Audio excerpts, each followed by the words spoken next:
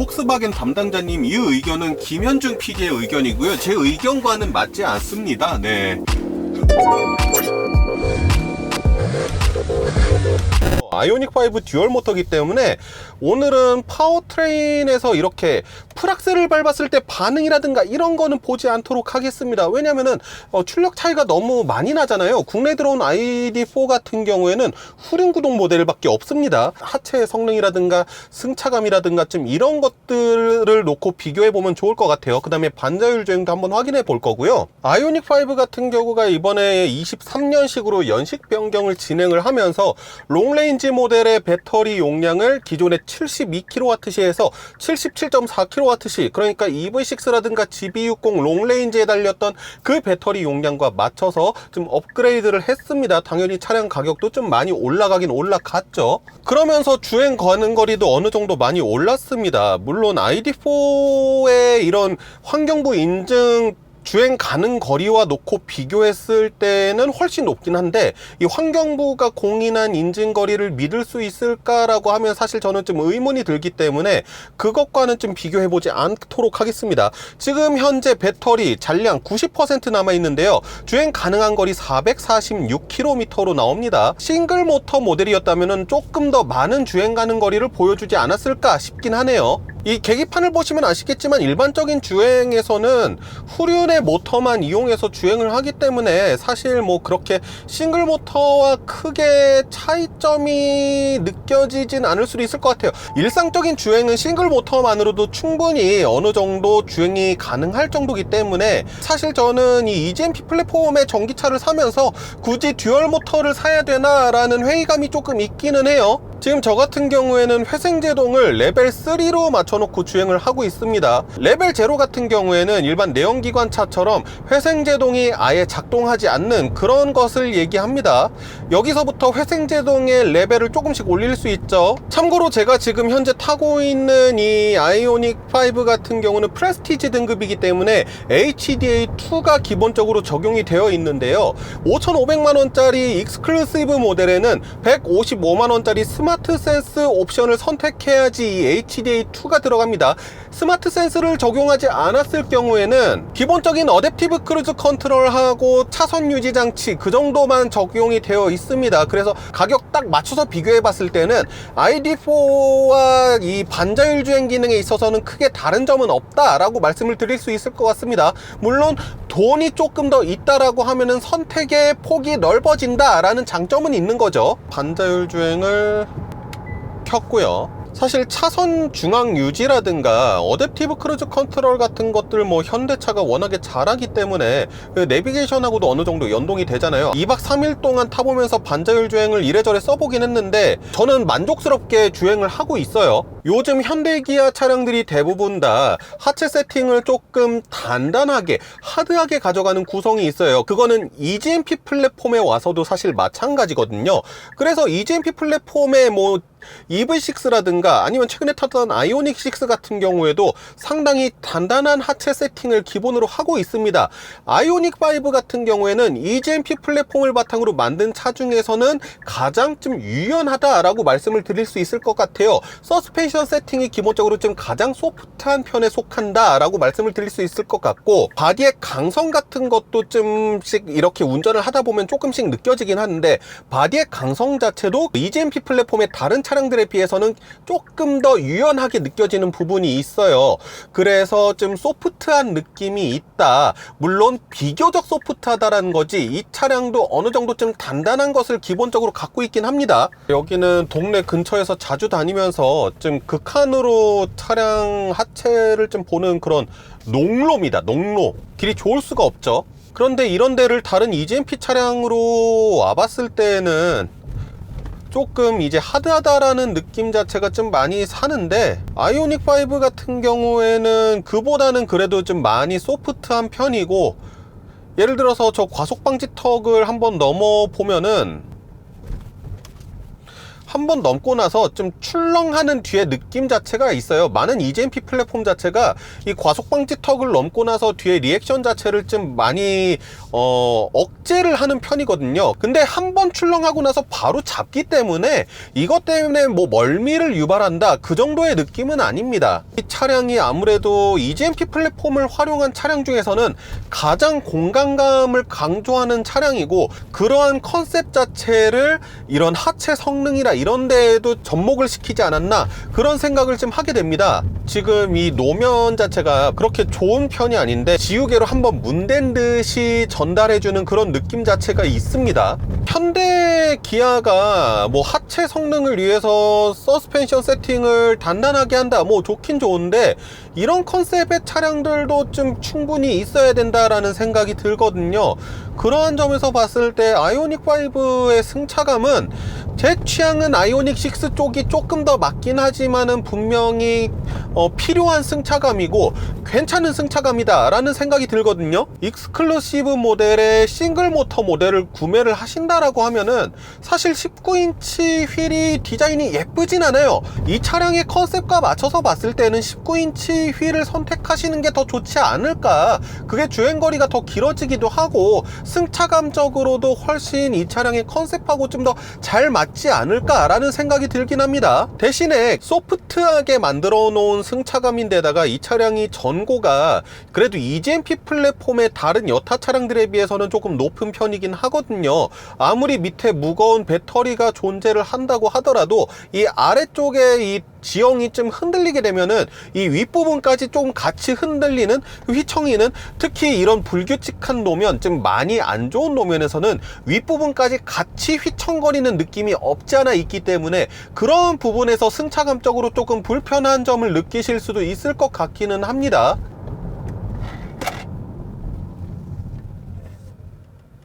신호가 바뀌어가지고 급하게 브레이크를 밟았는데 확실히 피칭이 있어요. 아무래도 좀 소프트한 세팅이기 때문에 피칭이나 롤링 같은 거는 없지 않아 있다. 그러면은 롤도 있고 피칭도 있고 하면은 코너링도 좀 안 좋은 거 아니야 라고 생각하실 수 있을 것 같아요. 근데 제가 이런 뭐 램프나 이런 데에서 속도를 조금 내봐서 돌려봐도 딱히 그렇게 느껴지진 않더라고요.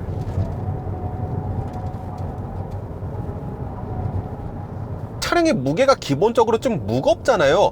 그렇기 때문에 빡세게 돌리면은 안 되는데 하면서 그래도 좀 돌아주긴 합니다. 코너링이 그렇게 나쁘진 않습니다. 다만 이렇게 심리적으로 조금 이 차량이 무겁고 그러기 때문에 위축되는 거는 있을 수 있어요. 날이 바뀌었습니다. 지금 ID4의 시승으로 넘어갈 건데요. ID4의 이제 좀 특징이라고 하면요, 지금 시동이 안 걸려 있는 상태입니다. 지금 이 상태에서 제가 운전석에 앉아서 안전벨트를 매고, 시동 버튼이 여기 있어요. 되게 좀 어려운 위치에 있잖아요. 근데 이것을 굳이 누르지 않더라도 브레이크에서 딱 발을 밟는 순간 얘는 주행할 준비가 끝나 있는 겁니다. 여기에서 드라이브 모드만 바꾸면은 바로 이렇게 주행이 가능한 환경이 된다는 점. 제 기억에는 아마 볼보의 C40 리차지도 이런 시스템이었던 것 같아요. 굳이 이 스타트 스탑 버튼을 누르지 않고 운전석에 앉아서 기어 노브만 조작을 해도 바로 주행을 할 수 있게끔, 이게 뭐 사실 전기차니까 가능한 그런 시스템이겠죠. 이용해 주셔서 감사합니다.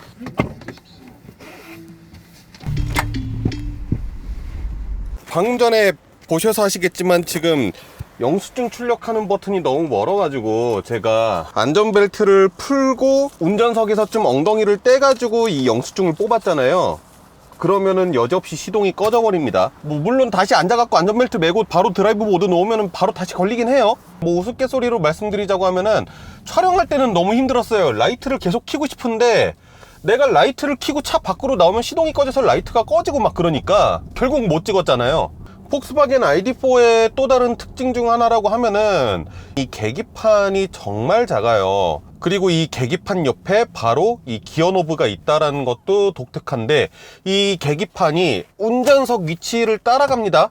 틸트 앤 텔레스코픽을 따라가요. 그리고 이 진짜 작은 계기판을 통해서 보여지는 정보는 어떤 게 있냐면은 일단 속도 있고요. 그 다음에 오토홀드 걸렸는지 유무, 차량이 출발할 준비가 되어 있는지 이게 떠 있고, 그 다음에 충전량, 그 다음에 현재 주행 가는 거리, 그 다음에 회생제동을 쓰고 있는지 아니면 배터리의 출력을 가져다 쓰고 있는지를 보여주는 이런 그래프가 있고, 그 다음에 자율주행이 지금 어떻게 운용되고 있는지 정도가 표시가 되고 있습니다. 그러니까 진짜 심플하게 담을 것만 딱 담았다라고 볼 수 있는데, 이 구석탱이에 현재 외교온도 있네요. 호불호가 있는 것 같더라고요. 어제 저희 국장님 잠깐 타셨는데, 국장님은 이게 너무 전달해주는 정보가 없고 크기가 조그만하니까 좀 불편하셨나봐요, 보기에. 물론 폭스바겐의 생각도 제가 봤을 때는 틀린 것 같지는 않습니다. RPM 게이지를 보여줄 일도 없고, 그렇다고 뭐 따로 수온계를 보여줘야 될 이유도 없어졌잖아요. 내연기관에서 전기차 시대로 오게 되면서. 그러니까 나는 딱 전달할 것만 전달하겠다라는 것도 나쁘지는 않은 것 같은데, 반대로 아이오닉5 같은 경우에는 상당히 큰 디지털 계기판에 상당히 많은 정보들을 보여주잖아요. 그런 것들을 생각했을 때는 뭔가 허전한 것 같기도 하고요. 개인의 호불호의 차이가 아마 좀 크지 않을까라는 생각이 듭니다. 참고로 이번 비교 시승 같은 경우에는 일반적인 주행 상황을 고려해서 둘 다 컴포트 모드로 주행을 했어요. 특히 아이오닉5 같은 경우가 듀얼 모터 모델이었기 때문에 후륜의 모터를 더 적극적으로 활용하는 컴포트 모드를 사용하는 것이 맞겠다, 그래야지 좀 공평한 비교가 되겠다 싶어서 컴포트 모드를 사용을 하고 있고, 지금 ID4도 컴포트 모드로 주행을 하고 있습니다. 스포츠 모드 있고 커스텀 할 수가 있고요. 에코 모드가 있습니다. 아이오닉5는 이 에코 모드에다가 두게 되면은 회생 제동을 가장 적극적으로 활용을 하는 모드가 되고, 스포츠 모드를 놓게 되면은 그런 회생 제동 자체를 좀 덜 쓰기 때문에 엑셀링에서 뭔가 딱 막혀있던 것이 딱 봉인 해제가 되는 듯한 그러한 느낌이 들거든요. 그래서 EGMP 플랫폼의 차량들의 드라이브 모드를 바꾸면은 그 변화가 되게 크게 다가오는데, ID4 같은 경우에는 이 드라이브 모드 선택에 따른 변화의 폭이 그렇게 크지는 않은 것 같습니다. 어제 막 퇴근길에 최대한 예민하게 느껴보려고 하니까 조금 느껴지긴 하더라고요. 이 악셀링 반응에 따른 이제 치고 나가는 느낌이 아주 미묘하게 조금씩 달라지는 듯한 느낌은 있지만 그렇게 적극적이지는 않다. 아이오닉5 같은 경우에는 우리가 전기차 같은 경우에는 초반부터 토크가 좀 강하게 나가기 때문에 악셀링에 차가 너무 예민하다라는 그런 얘기들을 많이 들었었거든요. EGMP 플랫폼을 활용한 전기차들의 공통적인 특징 자체가 이 에코 모드뿐만 아니라 컴포트 모드에서도 일상적인 주행을 하듯이 악셀링을 하면은 예민한 토크감 같은 거를 필터를 한 번 더 떼가지고 좀 부드럽게 나가는 듯한 그런 느낌이 드는 게 있는데, ID4는 그런 EGMP 플랫폼의 차량들과 비교해서 보면은 비교적 조금 더 날것의 느낌이 있어요. 출발을 하고 나서 그 바로 다음에 가속 자체가 내연기관차에 빗대어서 표현을 하자고 하면은 우리가 초반 토크가 좋은 차들이 있다고 하잖아요. 그래서 둘이 놓고 봤을 때에는 ID4가 조금 더 초반 토크가 높은 듯한 그런 느낌을 보여줍니다. 그래서 이 아이오닉5의 싱글 모터 모델하고 ID4를 비교해 놓고 보면은 사실 출력이 ID4가 조금 더 적거든요. 그런데 초반에서의 느낌 자체는 마치 ID4가 조금 더 성능이 좋은 차처럼 느껴지는 그러한 느낌도 있습니다. ID4는 회생제동이 두 단계가 있습니다. D로 되어 있는데 여기에서 드라이브 방향으로 한 번 더 밀면은 B 모드로 바뀝니다. 이게 회생제동을 약하게 거느냐 강하게 거느냐의 차이인데, ID4는 회생제동을 강하게 물려도 팍팍 멈추는 듯한 그런 느낌을 주진 않아요. 회생제동을 가장 강하게 물렸을 때 아이오닉5의 2단계에서 3단계 사이 정도? 한 그 정도 느낌이 들고요. 엑셀 오프 해보면요, 이 정도로 강하게 물리는 거 확인하실 수 있죠. 드라이브 모드로 놓게 되면은 회생제동이 작동을 안 하네요. 반자율 주행 같은 경우에는 같은 가격대의 아이오닉5 익스클루시브 모델 기본형 모델과 비교해서 봤을 때는 사실 비슷한 기능들 들어가 있습니다. 차선 중앙 유지 장치 있고, 그 다음에 어댑티브 크루즈 컨트롤 달려져 있고요. 하지만 이 ID4에는 아이오닉5에는 없는 또 주행 보조 장치가 하나가 있는데 바로 이머전시 어시스턴트예요. 어떤 거냐면은 반자율 주행을 켜고 가는 중에 운전자가 반응을 하지 않으면은 위급 상황을 판단을 해서 차량을 멈추고 주변 운전자한테 알려준다는 건데, 이거 제가 어젯밤에 녹화한 거 영상 보여드릴게요. 한번 보세요. 트래블 어시스트라고 해서 차선 중앙을 유지해주는 시스템을 작동을 시키고 직접 조향하세요라고 뜬 거 확인하실 수 있죠.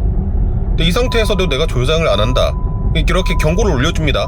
앞에 뭔가 저렇게 빛나면서 지금 브레이크 살짝 밟았어요. 근데도 지금 안전벨트를 당겨주면서 브레이크를 밟는데도 아무런 반응을 안 하니까 비상등을 켜면서 이렇게 속도를 줄여주고 이렇게 안전벨트를 당겨주면서 네, 이렇게 작동을 하는 겁니다. 그러면서 불이 켜져서 밖에서 운전자가 어떤 상황인지 알 수 있게끔, 밖에 보면 아무것도 없죠. 저 정말 이 기능은 무조건 달려 있어야 된다라고 생각을 합니다. 볼보가 3점식 안전벨트 특허 없이 그냥 전체한테 풀었듯이 이거는 폭스바겐이 진짜 모든 브랜드에다가 기술을 나눠줘야 된다라고 생각할 정도로 이 기술은 정말 꼭 필요한 기술이라고 생각을 합니다. 아이오닉5는 그냥 반자율 주행 기능을 풀어버리고 끝이거든요. 하지만 얘는 뭔가 적극적으로 외부 사람들한테 알리고 도움을 요청을 한다라는 거죠. 혹시나 졸음 운전 중일까봐 이렇게 운전자한테 직접 피드백을 주기도 하고요. 저는 만족스러운 기능이다 라는 점 일단 말씀드릴 수 있을 것 같고요. 우리가 항상 잘 뚫린 고속도로에서만 이 반자율 주행 기능을 쓰는 거 아니잖아요. 막히는 환경에서의 반자율 주행 기술 같은 경우에는 현대보다는 폭스바겐이 조금 더 부드럽게 잘하는 것 같은 느낌은 있어요. 앞차가 급정거를 한다든가 옆차가 차선 변경을 갑자기 들어온다든가 그런 경우가 있잖아요. 현대 같은 경우에는 그때 조금씩 울컥울컥하면 그런 모습을 보여준 적이 있었던 것 같은데, 폭스바겐 같은 경우에는 그런 모습을 본 적이 없거든요. 출발과 멈춰 서는 건 모두가 너무 부드럽게 작동을 하더라고요. 근데 대신에 옆 차선에서 끼어드는 거는 잘 감지를 못 하더라고요. 그 부분을 제외하면은 그래도 상당히 괜찮은 편이다. 차선 중앙도 상당히 잘 잡고 가고, 어댑티브 크루즈 컨트롤도 괜찮게 지금은 멍 때렸네요. 종종 멍 때릴 때가 있긴 하더라고요. 현대차는 이렇게 뭔가 멍 때리고 차선까지 가는 경우는 잘 없었던 것 같기도 하고, 이런 부분 보면은 현대차가 조금 더 나은 것 같기도 하고요.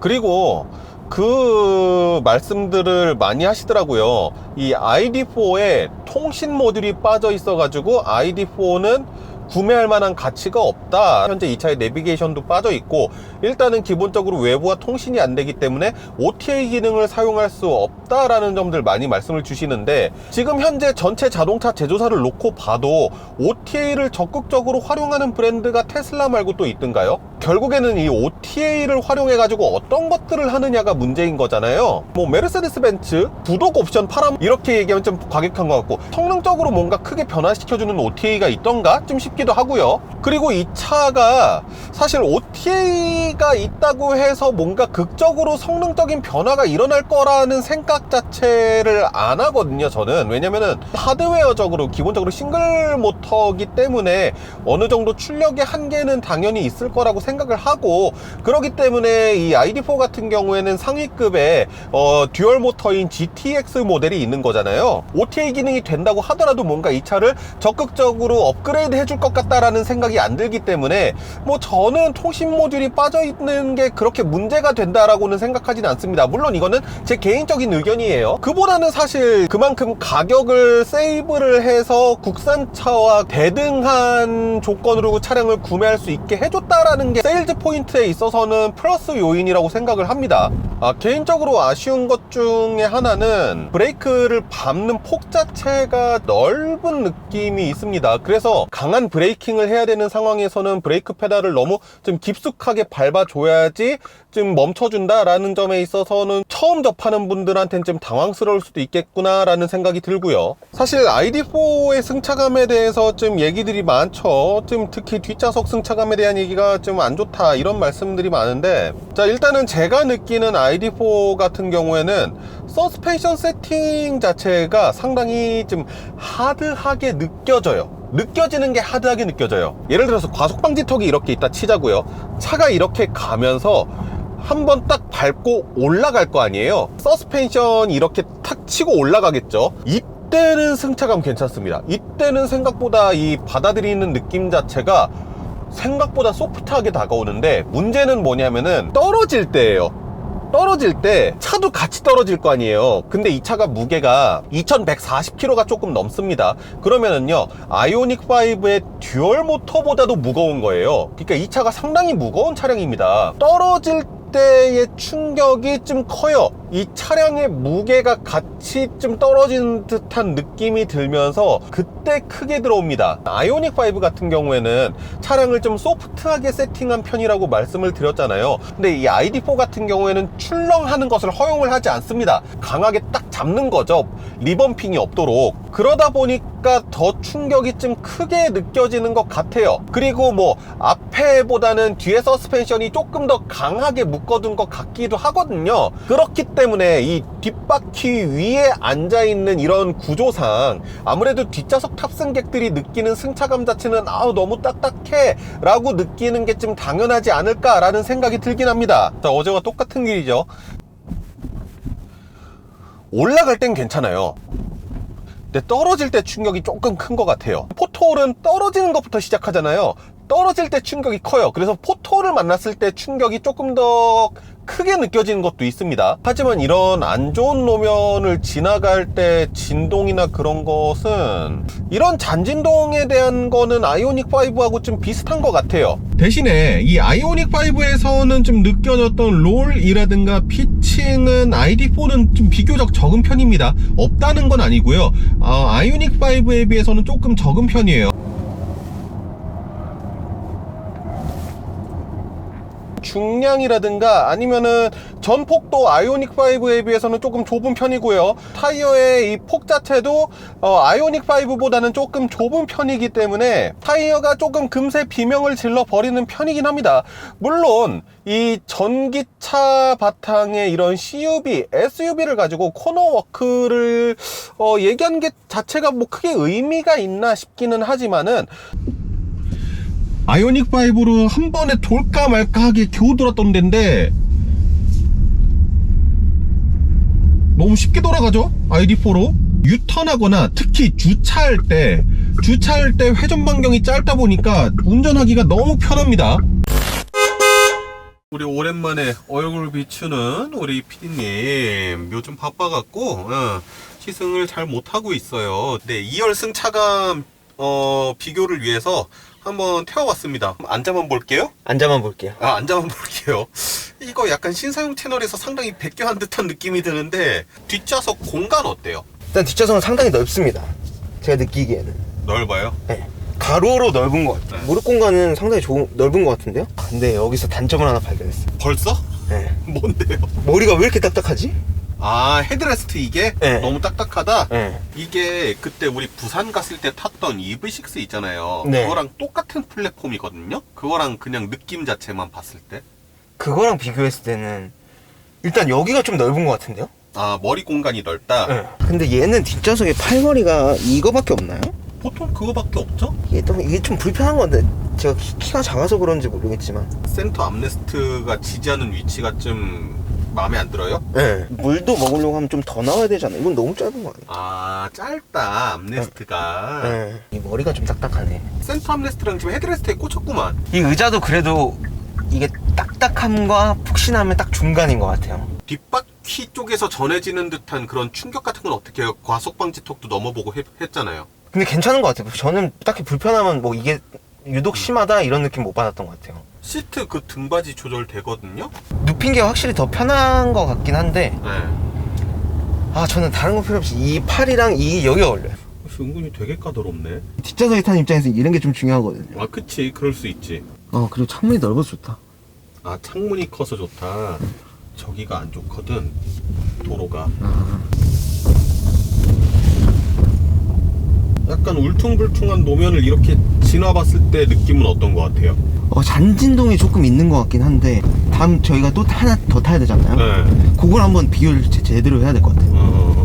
이게 딱 진짜 편안함과 불편함이 딱 중간이거든요. 그러니까 뭔가 진짜 편안하다 이런 느낌도 아니고, 뭐 딱히 불편하다고 찾을 점은 없고 무난하다. 예, 그냥 무난하다. 평가가 그렇게 제 마음에 썩 들진 않아요. 딱 뭔가 명쾌하게 떨어지지가 않아서 내가 좀 마음에 들지 않아요. 예, 일단은 그렇지만은 어떤 말씀이신지는 뭐 대충 맥락적으로 이해가 네네. 됩니다. 지금은 이제 폭스바겐 ID4에 탔는데 공간이 어떤지에 대해서부터 한번 좀 얘기를 시작해 볼까요? 아까 아이오닉보다는 조금 작은 느낌이 확실히 받았어요. 색감에서 좀 오는 그런 것도 있지 않을까? 근데 그거 더하기 근데 확실히 크기가 좀 작은 것 같아요. 가로 넓이랑 여기 앞에 간격도 조금 작은 것 같아요. 근데 얘 위에가 뚫려 있어서 네. 덜 답답한 건가? 아니, 뭐 이렇게 말을 자신 없게 해. 얘로 음. 뭔가 탁 튀었다는 느낌을 못 받았다고 해야 되나? 아, 그래요? 네. 그러면 이거 닫았을 때랑 한번 비교해봐요. 좀 느리더라고. 오래 걸리네. 지금은 어때요? 조금 더 답답해지긴 했네요. 그쵸? 네. 얘도 딱딱하네. 본인이 되게 예민한 거 아니에요? 이쯤 되면은? 아이오닉보다는 얘가 좀 더 푹신한 느낌이다. 그리고 아까 뭐 암네스트가 아이오닉5에선 불만이었다면서요? 얘는 암네스트가 확실히 제 사이즈엔 딱 맞는 것 같아요. 아, 본인 취향에 맞는다? 네. 근데 얘는 또 여기가 높아요. 오른쪽 팔. 보면은. 이 도어 쪽에 있는 팔걸이 이쪽이 좀 높다? 네. 본인한테? 네. 하여간 진짜 더럽게 예민해. 창문 크기도 역시나 조금 비교가 되네요. 아이오닉이 훨씬 더 큰 것 같아요. 아, 아이오닉이 훨씬 더 큰 것 같다? 네. 그래요, 난 비슷한 것 같은데? 아이오닉 뭔가 탁 튀어있는 느낌이거든요. 근데 얘는 약간 조금 그 전기차의 소리가 있잖아요. 그 징 소리. 네. 그 소리는 조금 덜 나는 것 같아요. 아이오닉보다는. 나 왜 더 나는 것 같지? 나랑은 약간 반대되는 입장인데 나는 인위적인 사운드를 조금 더 내주는 듯한 느낌이 들긴 하거든요. 근데 뒷좌석에는 좀 덜 들리는 것 같다? 네. 덜 들리는 것 같다지? 아이오닉에 비해 시트가 조금 딱딱해요. 아이오닉5는 딱딱함과 부드러움 그 중간 어딘가였는데 얘는 그쵸. 확실히 좀 딱딱하다. 네. 바퀴 쪽에서 올라오는 진동이나 그런 것들. 진동은 방지턱 넘어갈 때나 이럴 때는 진동이 확실히 심해요. 잘 뻗친 도로에서는 아이오닉이랑 별로 그렇게 뒤에서 차이가 없는데 뭔가 어딘가 뭐 방지턱이나 아니면 뭔가 도로가 조금 울퉁불퉁하다 이러면은 느껴지는 건 훨씬 더 심해요. 아이오닉이랑 차별점은 제가 느끼기에는 이거밖에 없다고 생각하거든요. 이 위에 뚫린 거. 글라스 루프? 네. 이 뚫린 느낌도 이 장소를 커버할 정도로 얘가 와 이러진 않아요. 앞만 봐도 차를 보는 눈이 상당히 높은 것 같아. 내가 봤을 때는 벤틀리 플라잉 스퍼 정도 태워줘야지 이제야 좀 차답네요 이럴 것 같거든요. 그건 아직 못 타봤기 때문에 그것도 뭐 부족할 수 있습니다. 에? 아이오닉5 타고 맨 마지막에 돌았던 그쯤 안 좋은 노면 있잖아요. 네네. 그쪽으로 한번 들어가 볼 거예요. 아까 전이랑 똑같은 루트로 비슷한 느낌으로 가고 있거든요. 얘가 훨씬 더 심한 것 같아요. 흔들리는 건. 쿠션이 하나 빠진 느낌, 스펀지가 하나 빠진 느낌이에요. 완충 작용을 하는 게 좀 아이오닉5 대비 부족하다라는 느낌인가요? 얘 좀 과격해요. 과격하다. 이거 뒤로 젖힐 수 있나? 못 젖혀요 얘는.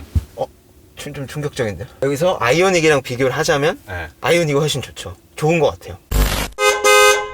이렇게 아이오닉5와 ID4의 시승을 마쳤습니다. 같은 가격대에 비슷한 크기, 비슷한 활용성을 생각해봤을 때 두 차량으로 고민하신 분들이 많았을 것 같은데요. 차량의 성격은 다소 다른 편이었습니다. 아이오닉5는 다소 부드러운 승차감 세팅과 휠베이스를 최대한 늘려 만든 공간감, 그 안에서도 최대한 공간을 창출하는 컨셉으로 모든 것이 넉넉하고 여유로운 차량이었습니다. ID4는 많은 사람들이 선호하는 SUV 스타일링과 독일제 수입차치고는 국산차와 대등한 가격, 그 와중에도 놀라운 패키징이 돋보이는 차량이었습니다. 영상에는 나오지 않았지만 ID4의 매트릭스 LED 헤드램프는 놀랍게도 야간에 운전자가 가고자 하는 방향으로 정확하게 비추었고, 신기할 정도로 짧은 회전 반경과 기본으로 장착된 어라운드 뷰 모니터, 이머전시 어시스트, 1열의 마사지 시트 기능 등은 패키징이 운전자를 중심으로 구성되었음을 확인할 수 있었습니다. 운전에 다소 서툴더라도 어렵지 않게 타고 다닐 수 있고, 수입차를 꿈꾸었던 분에게는 전기차의 낮은 유지보수 비용과 국산차와 같은 가격대를 바탕으로 꿈을